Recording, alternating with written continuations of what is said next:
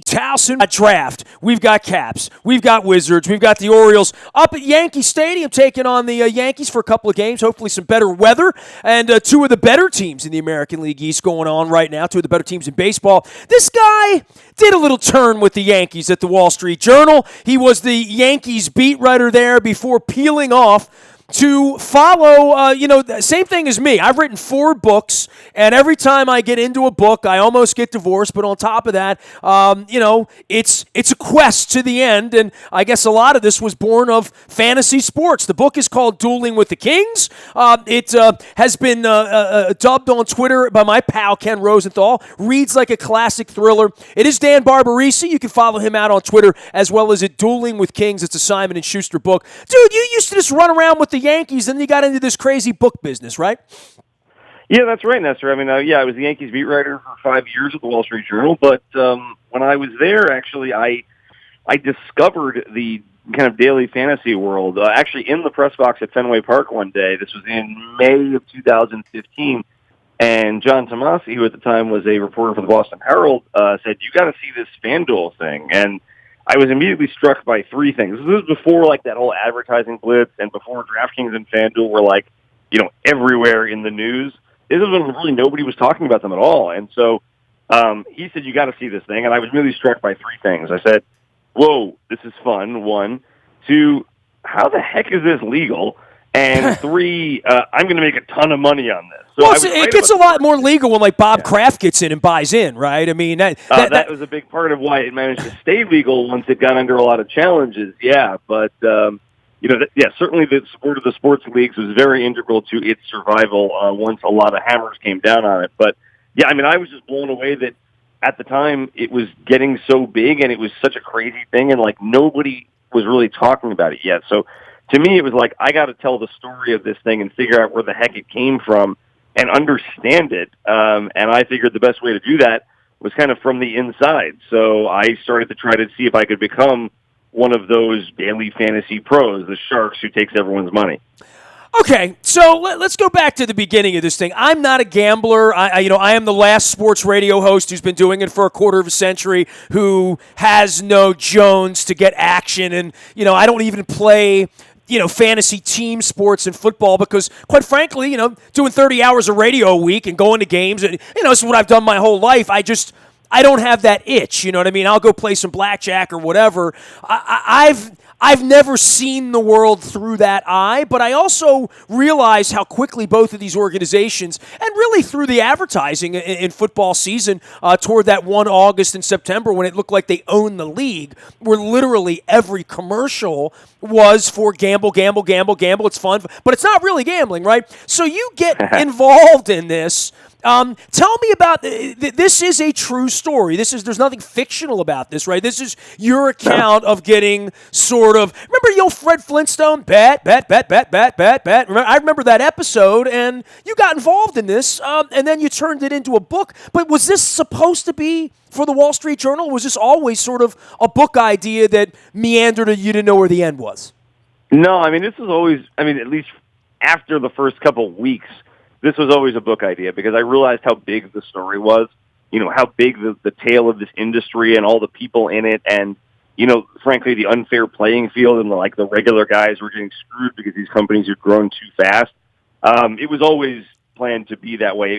To me, it was like, this is such a big story, and no one else is going to be able to tell it that way, or that I at least had the ability to, because I kind of had picked up on that pretty early.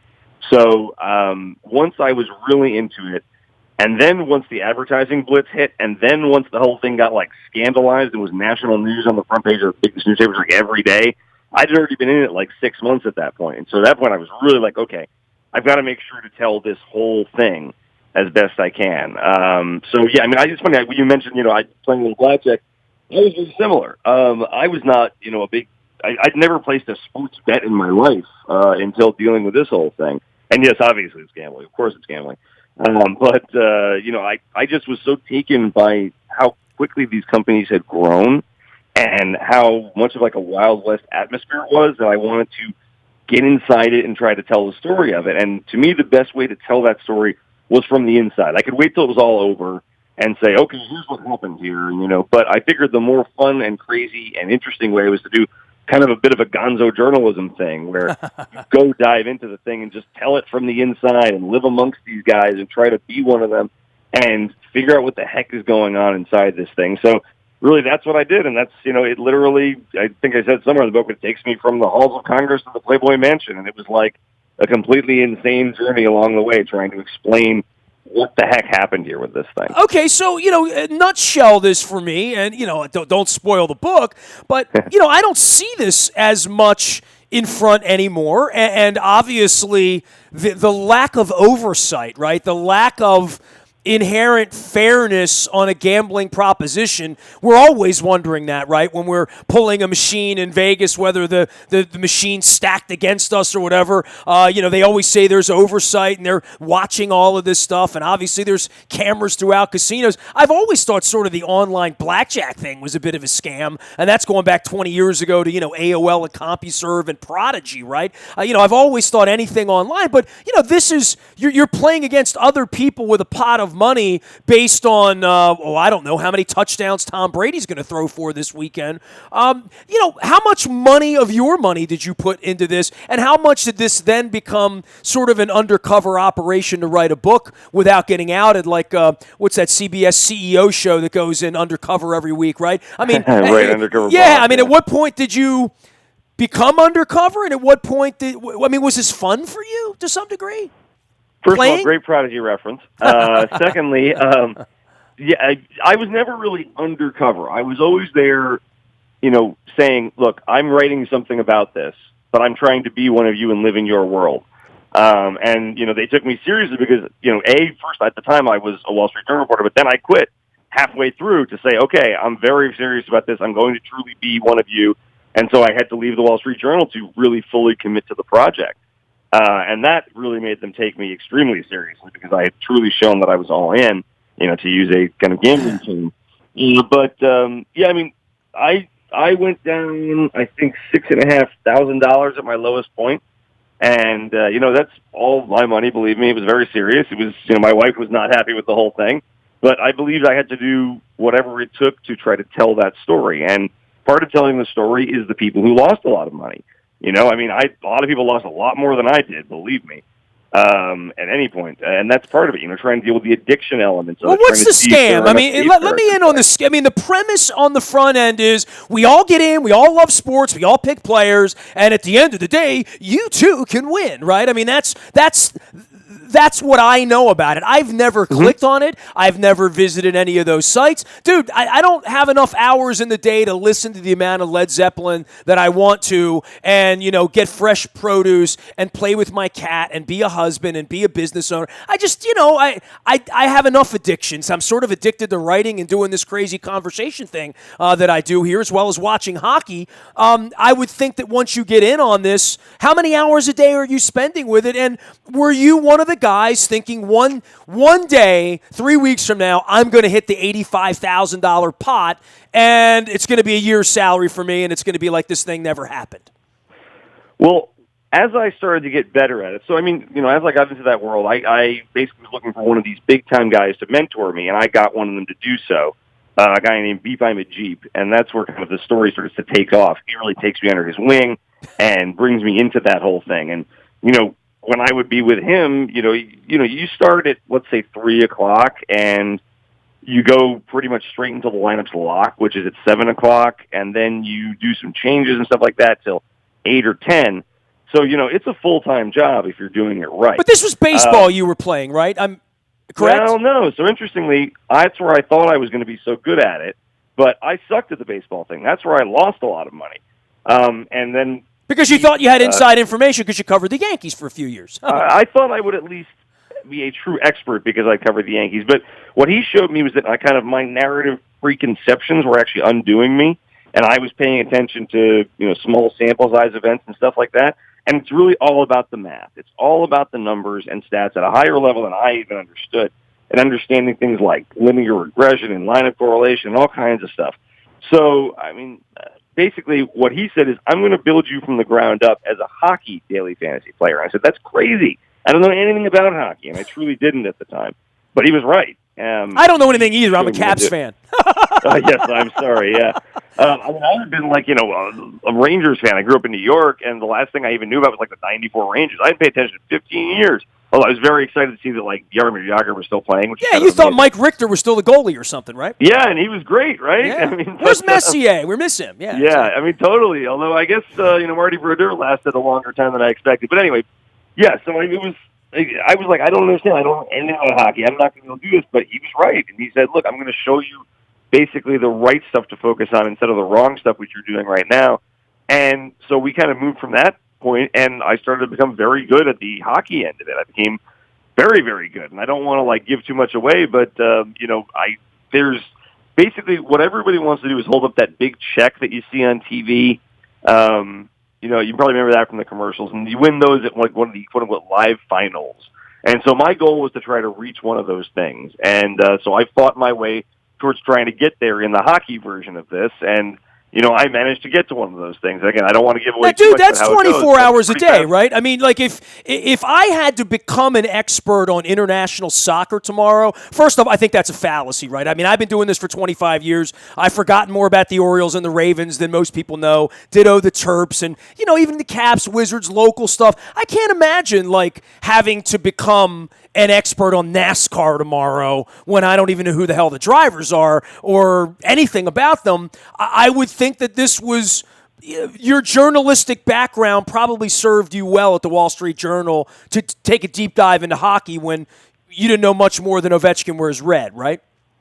Yeah, I think that's correct. Although now it's funny, I would put my hockey knowledge up against anybody, like anywhere at this point, because when you're doing it in a way that, you're going to either win or lose money based on your success, you learn pretty quick. So, I mean, it's funny. It took me about, I would say, 2 to 3 months to really get up to speed on the hockey end of it. But I was doing it, let's say 12 hours a day. I mean, no question. And it was like intense study and then partially intense study coupled with intense gambling. So I would, and by the time the game the last like Sharks game that night, let's say on the West Coast. So I mean, I was like super duper duper hockey obsessed as a result of this, which was a crazy part of the thing too, because again, I'd never even cared about it at all like 2 months before that. But dude, I'm super duper hockey express. I'm going to be in Pittsburgh next week for 4 days. That tells you, how capped up I am and rock the Reds. Dan Barbarisi is joining us here, longtime Yankee beat writer at the Wall Street Journal. Quit his gig to write a book about fantasy sports. It's called High Stakes Killer Sharks and the Get Rich Promise of Daily Fantasy Sports. The book is Dueling with Kings. It's Daniel Barbarisi. That's Barbarisi. You can also follow him out on Twitter at Dan Barbarisi. And, I sort of reached you. I saw about the book, and I know it just came out, and the Yankees are playing this weekend, so I thought this could be a dual thing. But I am fascinated. Where are you now, Dan? I mean, the baby is born, right? The book is out. You're pimping the book. People will be interested in this. It's not written from a sort of informational thing. It's written as sort of a thriller, right? It's written as a Gonzo, you're in the middle of doing this. It's very first person to you, right? Yes, it is very much so. It's supposed to just be a crazy story, and along the way you happen to figure out and learn everything that happened with this industry and the history of it and where it all came from. Because to me, it was like, I wrote this for the people who had seen those commercials and maybe had even played like a few times on one of the sites and wondered, what the hell happened there? And with all the headlines and the scandal and all that stuff, that was really my goal. I just wanted it to be accessible and fun and insane. And so I was lucky enough to have a pretty insane journey through it. And that allowed me to tell the bigger story in a fun and nutso way. With a lot of actual hockey cameos, by the way, there's one time when I'm actually with the Buffalo Sabres in a strip club. The whole thing is crazy. It was one of the nuttier. The whole book experience was like basically the craziest thing I've ever done. It was off the wall. What do you do when it's done? I mean, I'm the same way. Like, I've written a couple of books, and like that morning you hold it in your hand, and you're like, and it's done, and the typos that you didn't find are in it, and things that you think about a week after you send it to publish that you wanted to throw in there, you didn't, and then what's the next thing you're going to do at this point? Yeah, well, I mean, honestly, since it's come out, it's finally kind of died down, but like for at least a month, it was essentially just full-time promoting the book. But now it's on to the next book. So I'm not at liberty, frankly, to say what that is yet, but it's working pretty hard on the next thing. And it's not, sadly, it's not fantasy gambling related, because that was at least a fun thing to dive into. But that's kind of the goal. Just keep telling cool stories. For your Yankees associate, how many years were you on the beat at the Journal? I was on the beat with the Yankees 5 years. I did the Red Sox for 3 years before that for the Providence Journal. Okay, well, hence the 401 in that background. And, the Yankees' nuttiness and being around that from the Red Sox, blend that together for me. If I were to say to you, so you cover the Red Sox a few years, you cover the Yankees, what are the differences as you saw it? Well, let's see. The Red Sox teams I covered were those, beer and chicken clubhouse teams. You remember that era with Josh Beckett and Jonathan Papelbon? Tito. Yes, I remember that. Yes, right. And that was a tough group to deal with, honestly. That was not the easiest team to cover. There was a lot of an adversarial relationship between that team and the media, and I think it's very different now in that Red Sox clubhouse. I was actually getting out with some of the Red Sox guys last night and talking with them, and it's just a very different time. But that was a very, very combative team with the media and very tough to deal with. And as soon as I moved over to the Yankees, I was stunned by the difference in interacting. I mean, that Yankees team was all business, very professional, very easy to deal with because it was very much a transactional relationship, and everybody there, knew that everyone else was there to do a job. And so it was extremely corporate, as you would expect it to be. But I thought that was great because, having come from the Red Sox, where it was like, okay, who wants to snap at me today? Versus then you go to the Derek Jeter era Yankees, where nobody's going to be your best friend, but everybody's happy to interact with you and give you whatever information you need because they understand that everyone's there to do a professional job. It's just very interesting to go from one to the other and see and feel the differences, in real time on a daily basis. Yankees, for you, right direction, wrong direction? I mean, since you've gotten off the beat, they've done something that they, quite frankly, had never done. They sort of broke it down and went with the young players. Sanchez got hurt against the Orioles a couple weeks ago. We're going to go back up there this weekend and get after them. Any thoughts about the season? I mean, they certainly have gotten off to a good start. And through all of this Red Sox hype in the offseason and, for the Orioles not having Tillman ready, and, I predicted the Orioles would win 78 games. They might do that by the 4th of July at this point. But for the Yankees, the young thing made sense to me, and I think to the writers and even to the fan base by and large, that they sold a reconstruction project to Yankees fans, seemingly have gotten away with it, and now have even been rewarded, at least in the early going. Yeah, it's interesting because conceptually, I think anybody can see rebuilding is the smart thing to do. You have a team that's tremendously long in the tooth, a team that had kind of become mired in 85-win mediocrity at a certain point, and a full rebuild was absolutely the right move. But that is much easier said than done. And when you have a stadium that is essentially the biggest in baseball and a culture around the team that is so used to every year the Yankees have to be competitive. That's why we're the Yankees. You don't rebuild if you're the Yankees. Then that was a very hard sell, and I give them a tremendous amount of credit for biting the bullet and realizing that was an important thing and choosing to focus around the young guys and, managing to sell that project. And, if they had picked up a bunch of crappy prospects, the whole thing wouldn't work. But they had done a very good job of actually getting, truly marquee potential talent in there, and they're being rewarded right now because those guys are hitting the majors. The Aaron Judge, Greg Bird group, Luis Severino, we'll see what's there, but they have some true, excellent, real high-level talent in that organization now, and it's starting to hit, and people are getting excited about that. And look, you're not going to get a new Derek Jeter core 4 group. That was truly a one-in-a-million thing, but this is a very, very, very good group of talent. And the thing with the Yankees is, okay, if you build a foundation the right way, then you can supplement that group with high-level free agents instead of building with high-level free agents. Is this the part where you say Manny Machado is going to be a Yankee in 2 years? Because that's the. I don't think he will, but I think Bryce Harper will be. Oh, okay. All right. So you're going. That's. Hey, you've done really well with the fantasy sports thing. So I'm going to take your advice here, Dan. It is fascinating with the Machado to New York thing, and he's had some overtures and said some good things. But between Harper and Trout and Machado and the guys that are going to hit the market, it's pretty clear the Tampa Rays and the Kansas City Royals aren't going to be the ones buying them, right? No, absolutely not. That's going to be the Dodgers, the Yankees, the Red Sox. The Orioles can play in that fund. I mean, look, the Nationals can. I mean, that's, a huge market willing to spend. And Angelos has taken 90% of their money over the last 12 years. Yeah, isn't that funny? I've been reporting on that a little bit. That's what my books are about, those little things. So.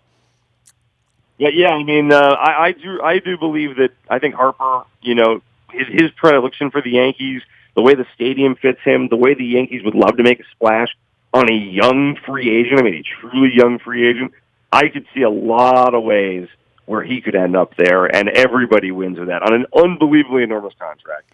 And it would be a really, I think, cool thing for baseball to see that, to see, this brash, I don't give a darn player who is amazing and would love, I think, to be in that environment for a team that would love to have him be their centerpiece for 10 years. I think that'd be a very cool marriage of player and team if that did go in that direction.